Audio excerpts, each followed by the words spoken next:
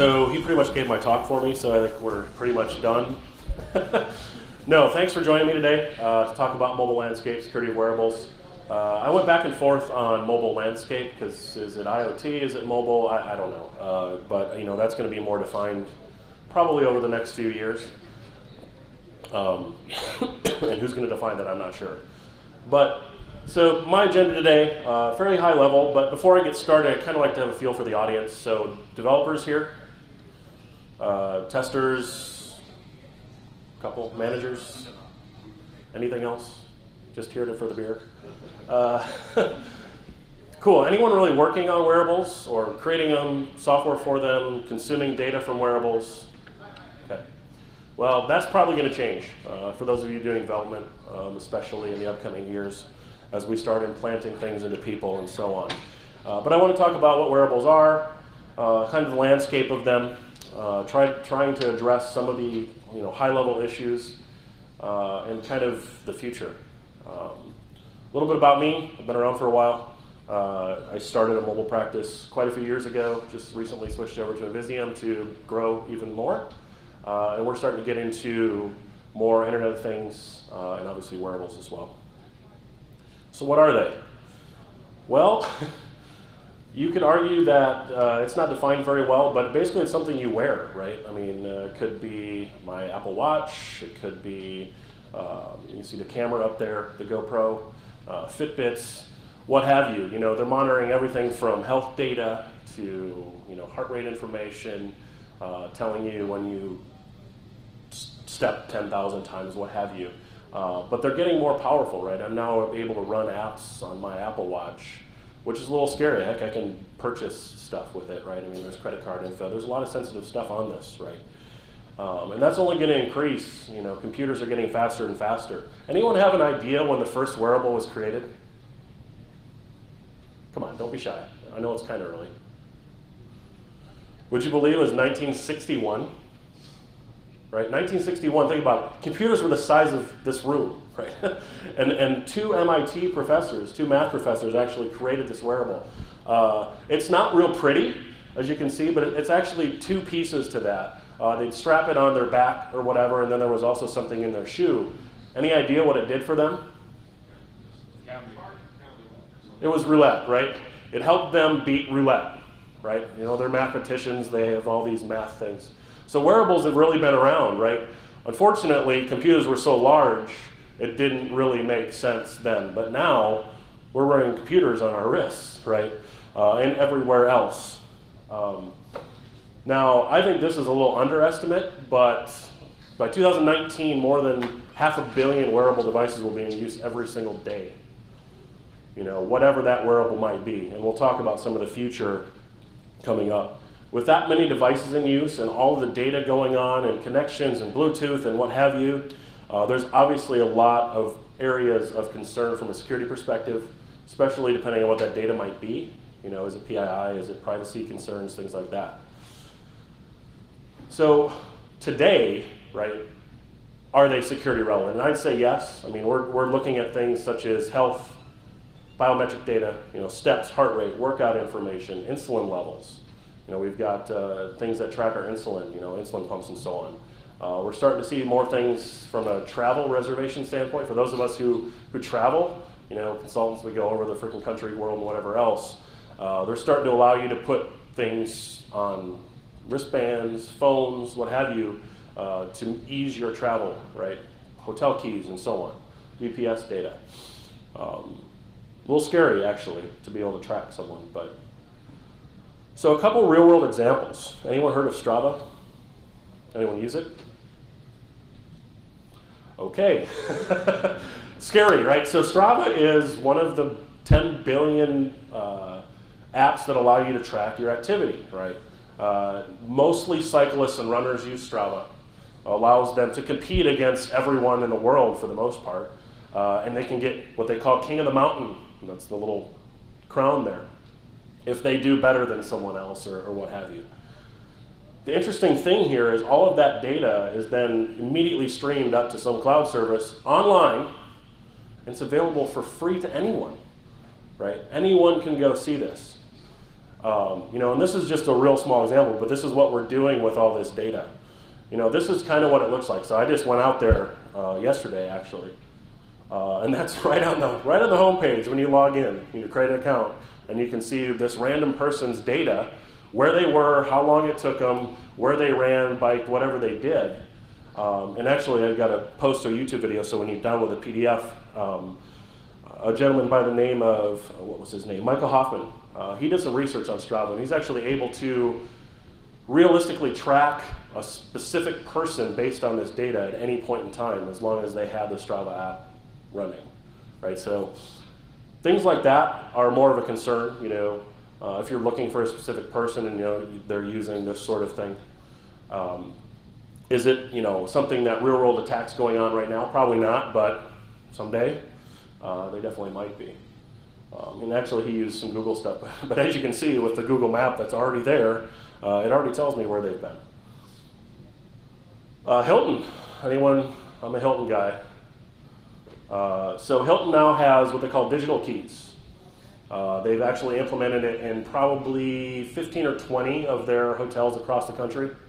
Allows you to download the key to your iPhone, Bluetooth, put it up to the door, let you in, right? Sounds awesome, but to me it sounds scary as well. I mean, is it scarier than the little keys they had before? I don't know, maybe, maybe not. But if someone can figure it out, it might more easily allow them to get into other rooms, right? Pretty easily. So they're rolling that out, and that's only going to increase over time.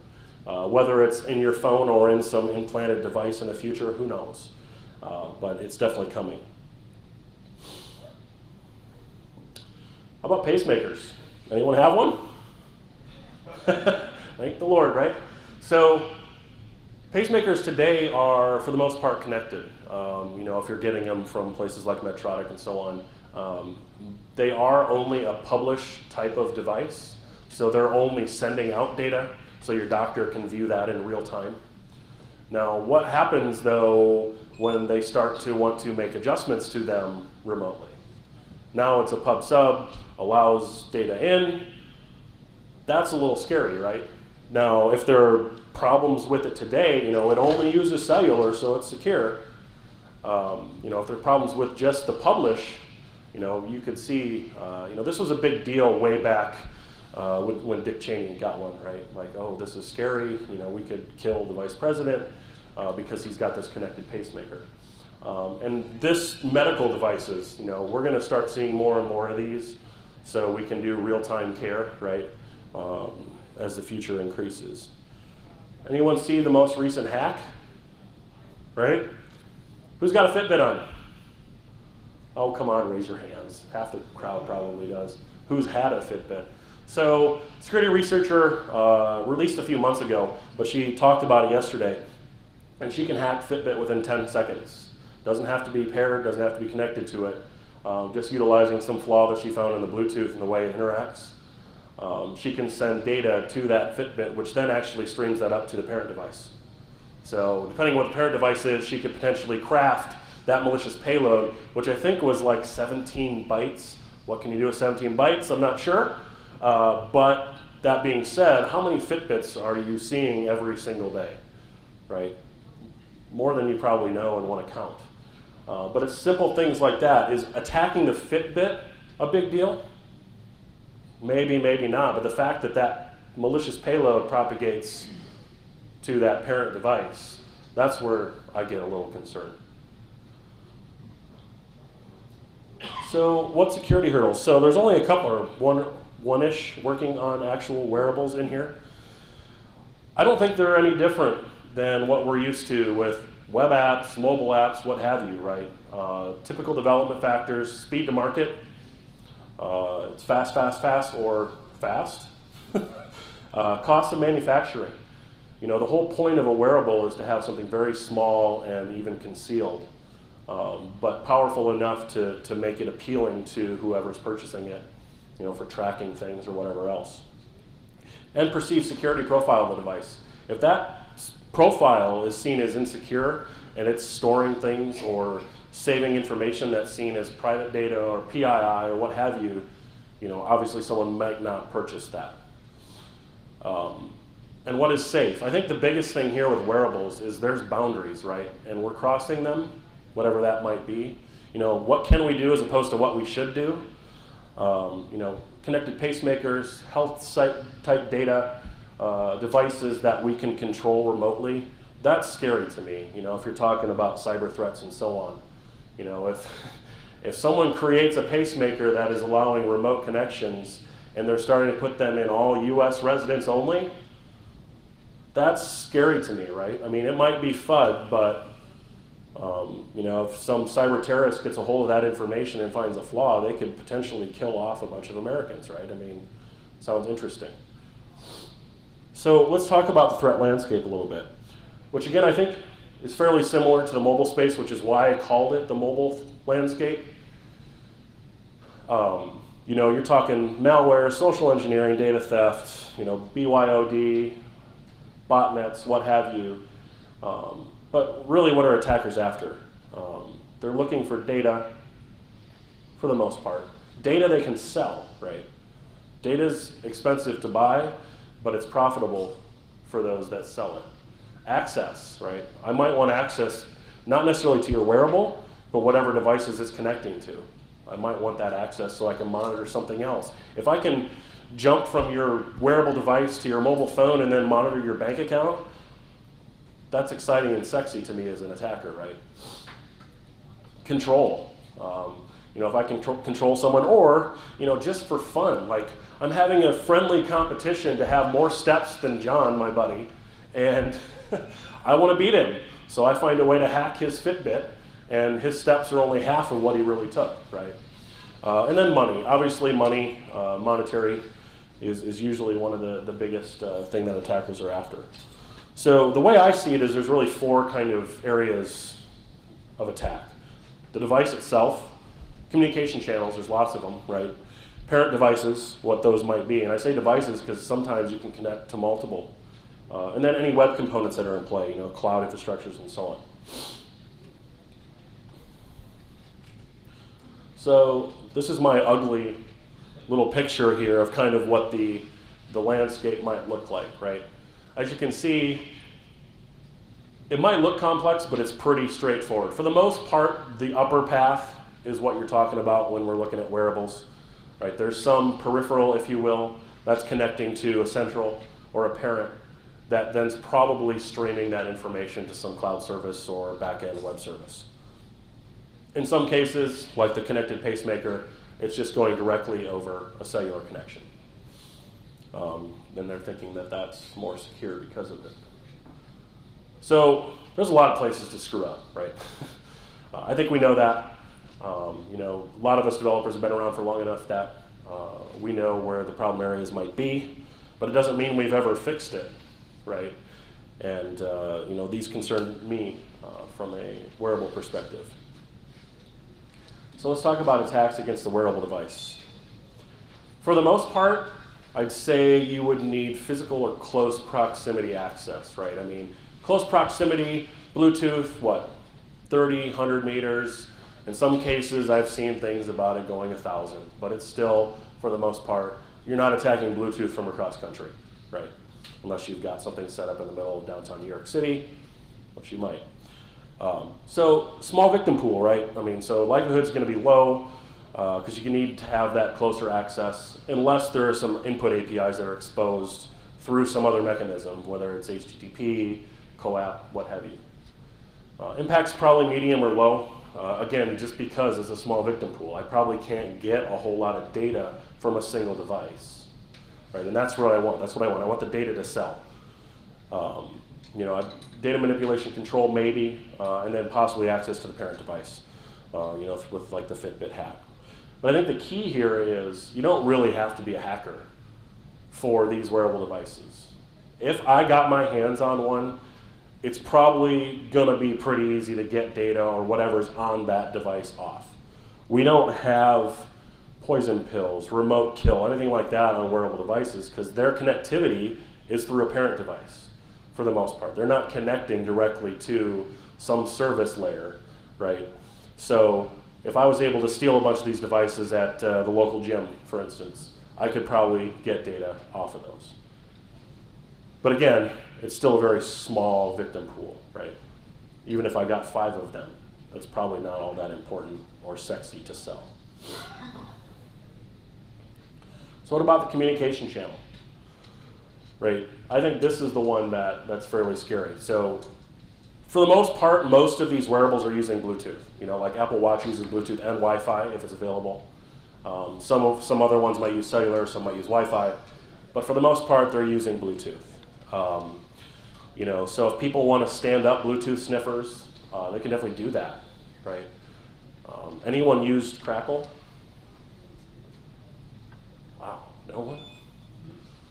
So Crackle actually, it doesn't work against the newest versions of BLE, but it allows you to take a packet capture, so basically you use like Wireshark or whatever, capture Bluetooth traffic, save that to a PCAP file, and then Crackle will actually go through that PCAP file and crack long-term keys for Bluetooth.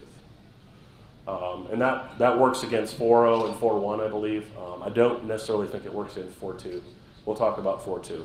But, so these devices, why do they use Bluetooth, the new BLE stuff? Because low power, low cost, low bandwidth, low latency, right? And the big one is low power. These are tiny devices.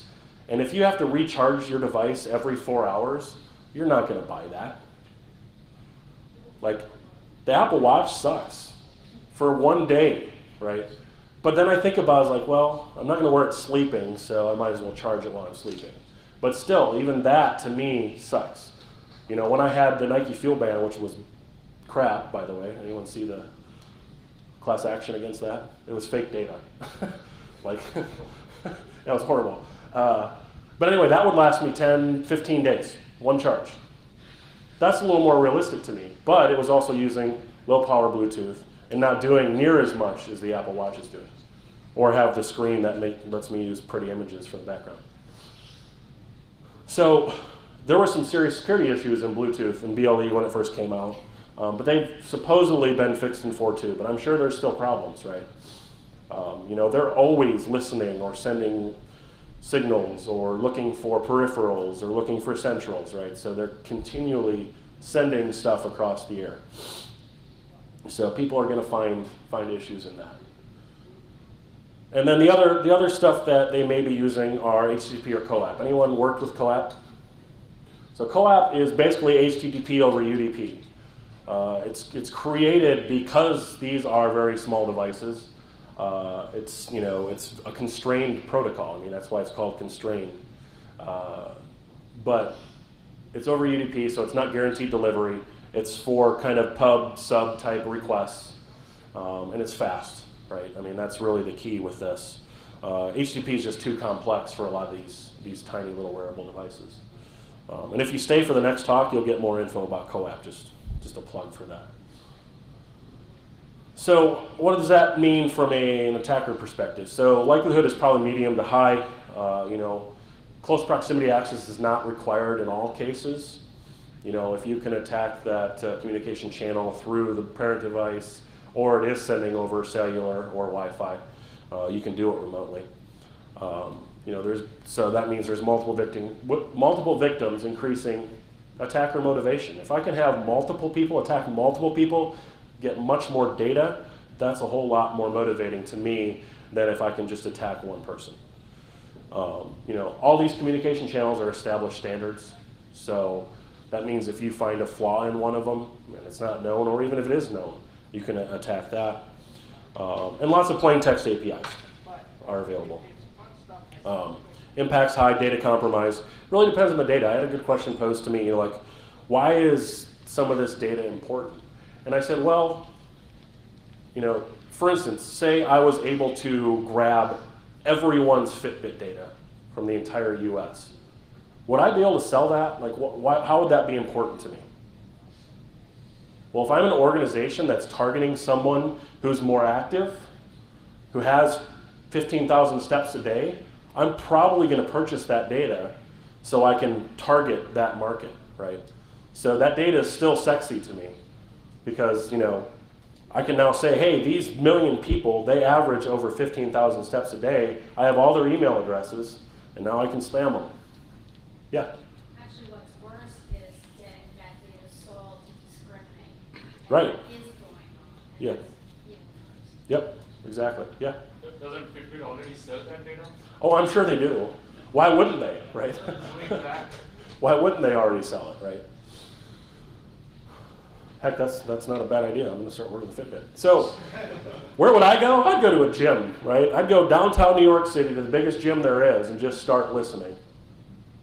I'd be interested to do that. Anyone want to go for coffee? And just see, because I mean, I guarantee everyone at that gym has some sort of wearable that's tracking something, whether it's a watch, a wristband, you know, Jawbone, Fitbit. There's 10 billion of them, right? So I guarantee some people have at least one, if not more, with all the things that are going on. So that's where I would go. So remember that. So let's talk about the device itself, mobile devices. In 2014, 5.2 million were lost or stolen. That's a lot. And I'm guessing that that hasn't decreased for numerous reasons. People are stupid. I mean, let's be real. How many times have you just sat your cell phone down and kind of walked away, even 10 feet away? That phone could be, or left in a cab, in an airplane, in a coffee shop. I can't tell you the number of times I've sat in a coffee shop, watched someone physically get up, walk to the bathroom, and leave their shit sitting on the table. Like, come on, man. But it happens. You know, some of the phone manufacturers are trying to work on fixing that problem, but there's always ways around it. So attacks against the parent mobile device are pretty high. There's obviously problems with Android, iOS, what have you. For the most part, that's the big market, right? Who has a BlackBerry? No one. Windows Phone? Jesus. That was a big fail. So attacker would require physical access, obviously, you know, whether that's through a jailbreak or root, malware, or something like that. So many devices lost or stolen, and most aren't up to date. I mean, Android model still sucks, right? How many Android devices are still running very old versions of the Android OS, which makes it easy. I just saw another one yesterday with Android lock screen bypass. You just paste a string of like 41,000 characters in and it bypasses the passcode because it freaks out. So I'm sure it's some sort of buffer overflow and just lets you in. Good job. Nice job, Google. So compromised device data, small victim pool, because you know it's still a single device, you know, so it's not as sexy as more than that. So what big happened in 2014? Well, 75% year-over-year increase in mobile malware. I don't think that's going down this year. 1 in 5. This surprised me. I'd like to see the data behind this. 1 in 5 Android users experienced a mobile threat. Not sure what that means, but it sounds scary. And a 262% increase in the number of iOS vulnerabilities. Now, that could be from 1 to, what, 30? I don't know. But still, you know, and actually that link that's posted there has tons and tons more, and it's actually a pretty good article. And it links out to all of the data that's available for each one of them. So if you're interested in that and want to talk to people so they'll spend money, it's a good place to go. But the last one, this is the one that's really sexy to me, right? I want to attack where the data is, really, like all of the data. I want to get all the data. And if Fitbit will just sell it to me, that's fine. But likelihood's medium. Obviously, there's got to be problems in it on the cloud backend or web infrastructure. And there have to be some sort of vulnerability that they exploit, which I'm sure there's probably direct object reference problems with a lot of these, right? You know, compromised user data that I can then turn around and sell pretty quickly. And I think the big thing with a lot of these is being able to identify, call out, or track specific people, right? If President Obama is wearing a Fitbit, it might be interesting to me to know where he's at and stuff on a daily basis, right? So let's talk about addressing the issues. Again, this is going to be some high-level stuff because, honestly, from a technology standpoint, the issues haven't been fixed yet, for the most part, right? So fixing the attacks against the wearable, this one's tough, but not storing data or much data at all in the peripheral is probably a smart idea. If you do store that data, make it anonymous, right? What's the point of tying that data to someone else or a specific person when really the central or the mobile device that's connecting to is where that data should be tied, right? My name and so on shouldn't be on my Fitbit itself. It should just track the steps and anything else that's important to it and send them up to the central whenever it can, as many times as it's searching for it anyway. And I think having a poison pill or kill switch is probably a good idea for these. If there's no check-in or it doesn't connect to the central for a period of time, kill the damn thing. They're easy to set back up, right? You know, remove all that data and remove anything on it. Fixing communication channel issues. This is really the hardest one to me. Because using BLE 4.2 is great, and I can say, do it, do it, do it. But the problem, most of the peripherals don't support it yet. So that being said, you can't use it. The weird thing about Bluetooth, which I'll talk about here on the next slide, is it's not necessarily like, let's talk like TLS. Right? The server kind of controls how that TLS connection is going to work. It says, I accept these ciphers, and it's going to do the biggest one. The client shouldn't be able to come back and say, well, I only do weak SSL v2 or something, right? Whereas with Bluetooth, they both have to agree. So if I go here, there's 4 different types of authentication in BLE 4.2. Just works, which means there's no authentication, they just pair. Gross. Numeric comparison, passkey entry, which are very similar. One of them, the numeric comparison is something that's hard-coded into the actual wearable itself. So a hard-coded key that's probably in the owner's manual. Passkey entry is something that's created, shown on a screen. So if the wearable has a screen, most of them use passkey entry. It says, oh, here's 6 digits. Type it in your central and pair them. And then out of band. So the thing is, there's flags in this Bluetooth communication that determines what authentication method is used. And if I'm creating a mobile app that needs to connect to a wearable, and I want to use out-of-band authentication, you know, have some picture, image, 128-bit character string, but the peripheral says no out-of-band, they automatically fall back to the next level, right? There's also a flag for man-in-the-middle protection, which the 3 of them, the 3 on the bottom, the orange and the green, the numeric, passkey, and out-of-band, they support man-in-the-middle protections. But if they don't both have man-in-the-middle selected in the flags in the Bluetooth connection, they fall back to just works. That's a little concerning to me, right? So hopefully Bluetooth fixes some of that and lets the central kind of control that a little bit more. But again, it's tough because not a lot of them even support Bluetooth 4.2 authentication yet. Is the low power of Bluetooth only just works or all 4? This is BLE, so this is all the low power. It does, BLE 4.2 does these 4. 4.0 and 4.1 didn't necessarily do all of them very well, but they've fixed some things. Well, it's using Diffie-Hellman, which we can argue that all day. But it supposedly fixed some of the key exchange issues they had in the earlier versions. So what about Bluetooth on iOS? iOS itself is pretty good. It supports BLE Security Mode 4, which is the highest security mode. Apple Watch and handoff, anyone use the watch or handoff, it supports out-of-band authentication. So that's how you authenticate. You see a picture there from the watch to the phone. You hold the phone up to it with the camera, and it authenticates through that. It's kind of like NFC, right? But it's different.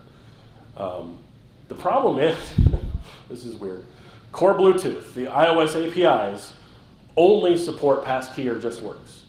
So if you want to use any of the others, like out-of-band or numeric comparison, you have to write custom code or write it at a lower level, right? Write some C or C++, like a shared library that does all the Bluetooth. Because core Bluetooth does not provide that for you, which surprises me. Hopefully they get it soon, and there's no access to NFC, so we can't do out-of-band over NFC in iOS. Android, while it took longer to support BLE 4.0 and 1 and 2, it's supported out-of-band for quite a while, right? So you can, in your code, do NFC pairing, which would be considered out-of-band Bluetooth, which I'd highly recommend doing. It's a little bit stronger. And obviously, I think communication channels, you've been forced TLS and whatever down your throats long enough. CoAP uses DTLS, Datagram Transport Layer Security. So very similar to TLS 1.2, it's just for UDP. And then cert pinning. Anyone here doing cert pinning? Man. That's all right, but as we get more sensitive, apps and so on, cert pinning is definitely going to become more important. Good, I got plenty of time. Attacks against the device, I think OWASP mobile top 10 controls are very important. I'm more of a control-based advocate than looking at specific risks. So I highly recommend checking that out. It has been updated for quite a while. But I think the key here too is if you are doing some Bluetooth, disconnect from peripherals when you no longer need them. So don't constantly look for them. Only scan for them when they are needed, and do it in this order, right? Retrieve any connected peripherals first, retrieve any known peripherals second, and then third, and only if you don't find them, scan. Because that scanning is where you're going to get into trouble with people sniffing and all that because of all the exchange of keys that's going on. And then secondly, past the top 10 controls is the top 9 mobile risks. I say 9 because I'm not a fan of number 10, along with a lot of other people. But I think these will be updated hopefully within a year or so. And then the cloud, there's a newer project with OWASP, Cloud Top 10. I think cloud's only going to get bigger, big data is only going to get bigger, and that's really what these devices are doing. They're storing data, lots of it. They might be storing more data than they're even showing you, right? I mean, Fitbit might be looking at steps, but what other data are they tracking and saving that you might not know about, right? So what does the future hold? Well, I'd like to see the Vikings win the Super Bowl, but it's about as likely as the Cubs winning the World Series. But I think the thing is BYOD is now WYOD, wear your own device. Anyone have a corporate Fitbit wellness account? So Fitbit has this new thing where you can get corporate accounts and distribute devices to all your employees and track their, and I guess, it makes a little sense, right? So a big organization said, hey, we'll give you $200 a year if you average this many steps, or what have you. Well, obviously Fitbit's got problems, but how do you control that? Does everyone participate? Does that Fitbit connect to their personal devices? Or is it connecting to a company-owned device? How is that data then managed? Who has access to that data? If it's HR has access to now everyone's Fitbit data, that's interesting. And is there PI involved? So these questions are going to start coming up sooner than later because there's going to be more of this. Because I think the Fitbit wellness program has actually done pretty well at getting organizations to sign up for it. Apps. Just as mobile is, apps are going to drive the wearables market. At some point, wearables are going to come out. They're going to open their APIs for any app to connect to them and take whatever data those wearables are going to give them and do whatever the hell they want to with it, right? It's really going to drive that market. The apps are going to be on our mobile devices, on our Apple TVs, on what have you, and it's only going to increase. Authentication via biometrics. Anyone seen the 90 device? It's a pretty interesting thing, right? So it's actually being trialed at the Royal Bank of Canada right now. But it tracks things like heart rate, monitors other heat sensors and so on. It's got a fingerprint sensor built into it. So someone can use their fingerprint and authenticate to their bank account and so on with these 90 devices through NFC, actually. Data facilitated care. This is going to increase. Nike, I'm sure Under Armour is working on some things that they implant in shirts and workout gear and whatever else to really target specific muscles and workouts and all of that. It allows trainers to set up specific regimens for specific individuals. It makes it easier for them with all the data they're going to get from these. And doctors too, right? At some point, we're going to be wearing things that real-time stream our health information to our doctors. And they'll be like, hey Dave, did you know your heart rate's been elevated for the last week? What's going on? Right? That's going to happen. I can guarantee it. Some of us might like that because some of us might not like doctors or going to them. But I'd rather actually physically go in and see them. How about stop smoking? So they're working on some interesting things. That little thing there is a pump, right? So it's actually got nicotine in it, and you wear it. And the app tracks your nicotine levels, weird, and will inject nicotine into you when it detects that you might need it to get you to stop smoking. And since it's October, there's breast cancer detection technologies going on, right? There are wearables that are implanted in bras that can detect, from an ultrasound standpoint, potential breast cancer, which is kind of cool, right? Real-time breast cancer detection. What else is going to happen? There's going to be breaches. When data is involved, it's going to happen. Sooner than later, probably. There's a lot of data out there. I'm not sure where it's all at, but with all the different wearables that people are using on a daily basis, breaches are going to happen. Data mining, sharing, and regulation. Like I said, the sharing of data, I think, is the piece that's really going to explode here, right? Whether it's allowing different apps to connect to different wearables, or people selling data to target certain people for purchasing new wearables or whatever else, it's definitely going to be there. And regulation might catch up someday, but I doubt it. When they start coming out with stupid regulations that say make it unlawful to hack cars without even thinking about it, they're clueless, right? They don't get it yet. So it might be years before we get to a regulation standpoint. Hopefully before something bad happens. But that's kind of how I see it.